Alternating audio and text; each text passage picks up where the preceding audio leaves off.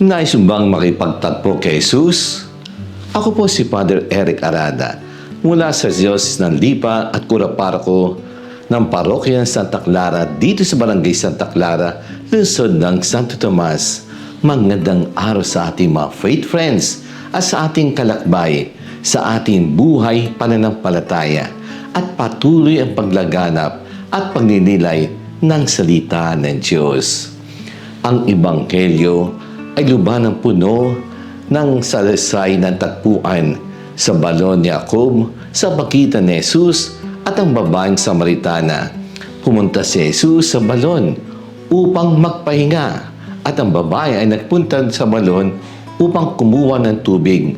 Nagkataon lang ba nagkakilala ang babae si Jesus sa balon ni Jacob? Sa palagay ko hindi. Nagpunta si Jesus sa balon dahil hinihintay niyang pumunta roon ang babae. Kaya nagkita sila at nagkaroon ng pag-uusap. Sa kanilang pag-uusap, naramdaman ng babae ang isang bagay na hindi pa niya naramdaman ng babae sa buong buhay niya. Bakit? Dahil nalaman ng babae na alam ni Jesus ang lahat ng tungkol sa kanyang buhay at kinuusap siya ni Jesus sa personal at nagbibigay liwanag na paraan. Hinihintay siya ni Jesus. Pagdating niya, hindi ito nagkataon. Nauuhaw din siya. Hindi lamang sa tubig, kundi higit pa sa kanyang pananampalataya. Nais siyang bigyan siya ng buhay na walang hanggan. Ang mismong bagay na hindi niya namamalayan na nauuhaw siya. Hindi niya nalalaman na kaloob ng Diyos na siya ay nasa presensya ng Mesiyas. Kaya sinisimulan niya ang isang pag-uusap sa kanya ay unti-unting hinihila siya na mula sa kanyang pag-alala sa pagkuha ng tubig at sa isang pakipag-ugnayan sa Diyos, sa Espiritu at katotohanan. Si Jesus ay nagsimulang uminom at humingi sa kanya ng inumin.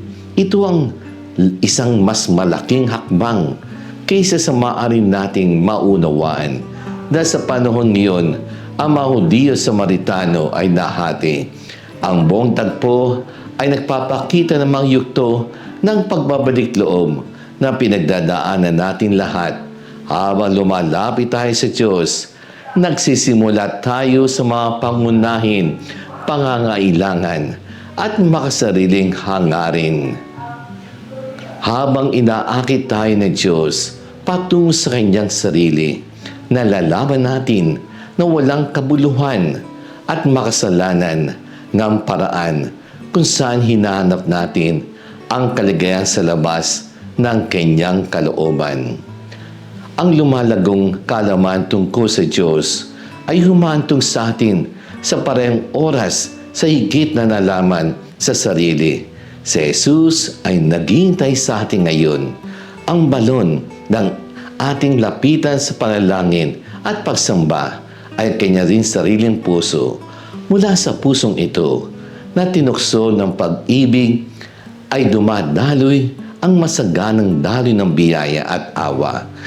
Inanyayahan tayo ni Jesus na makipag-usap sa Kanya upang salubungin siya, linisin niya at magbago sa pamamagitan ng kapangyarihan ng Kanyang pag-ibig.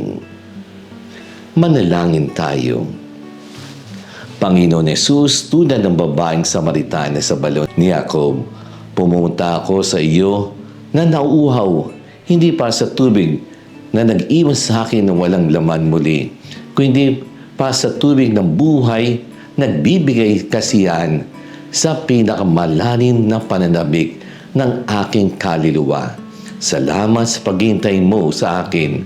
Tulad ng paghihintay mo sa Kanya, nakikita na lahat ng aking mga pagkakamali, ang aking nakaraan, ang aking mga nakatagong sakit. Ngunit minamahal mo ko na walang kondisyon. Tulungan mo akong maging matapang tulad niya na iniwan ng aking takot at kahiyan at ibahagi ang mabuting balitan na iyong pag-ibig sa lahat na nakakasalubong ko.